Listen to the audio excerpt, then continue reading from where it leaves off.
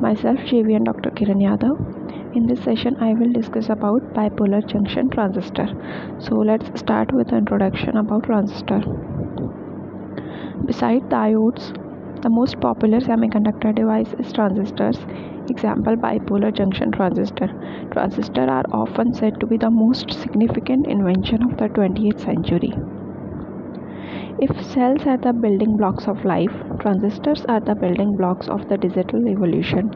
Without transistors, the technological wonders you use every day, cell phone, computers, cars, would be vastly different if they existed at all. All these electronic devices are based on transistors. Transistors are more complex and can be used in many ways. Most important feature can amplify signals and as switch. Amplification can make weak signals strong, make sound louder and signal level greater. In general, provide function called gain. किसी signal को amplify करना means उसको बढ़ा देना. जैसे कि sound wave है, उसको एम्पलीफाई कर देंगे तो क्या होगा, साउंड हमें तेज सुनाई देगा. और ये एज अ स्विच भी काम आते हैं ऑन ऑफ करने के. ठीक है. ट्रांजिस्टर एज एन एम्पलीफायर, ये हमारे सिलेबस पे भी है, हम इसको आगे पढ़ेंगे. Who invented the transistor? In the mid-1940s, a team of scientists working for Bell Telephone Labs in Murray Hill, New Jersey were working to discover a device to replace the then-present vacuum tube technology. Vacuum tube were the only technology available at the time to amplify signals or serve as switching devices in electronics. The problem was that they were expensive, consumed a lot of power, gave off too much heat and were unreliable, causing a great deal of maintenance. इससे transistor के आने से पहले vacuum tubes आती थी जो कि बहुत ही बड़ी होती थी, उनको मेंटेनेंस की ज़्यादा रिक्वायरमेंट होती थी, स्पेस लेती थी, पावर बहुत ज़्यादा लेती थी. ठीक है. Then the scientists that were responsible for the 1947 invention of the transistor were John Bardeen, Walter Brattain, and William Shockley. Bardeen, with a PhD in mathematics and physics from Princeton University, was a specialist in the electron conducting properties of semiconductors.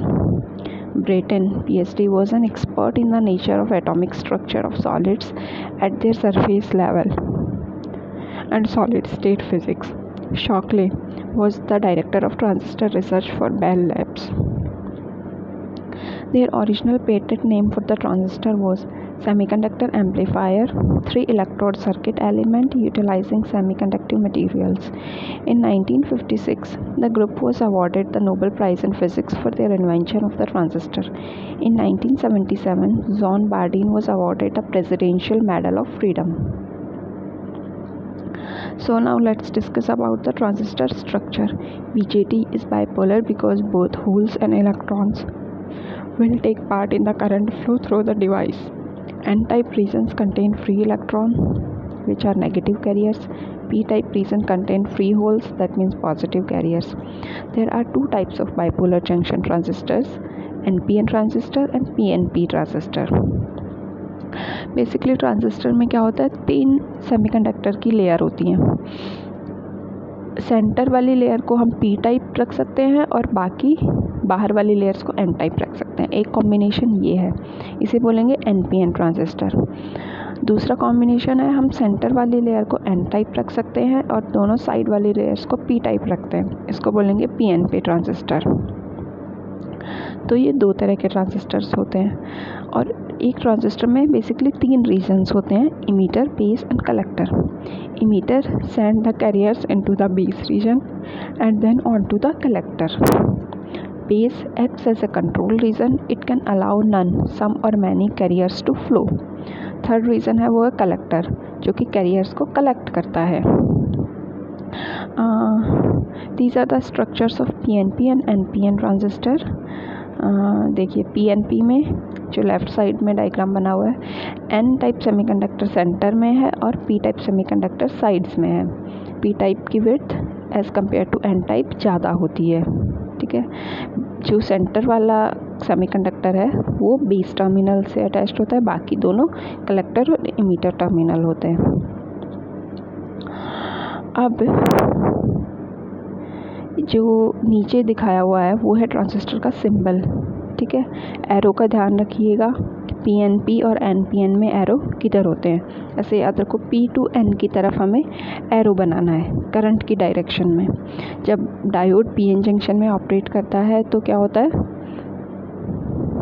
है, P से N की तरफ current flow होता है। देखो, electrons N से P की तरफ फ्लो होते हैं तो करंट किधर जाएगा, P से N की तरफ। तो P से N की तरफ हम एरो बनाते हैं, तो इसीलिए इमीटर से बेस अंदर की तरफ एरो बनाया गया है।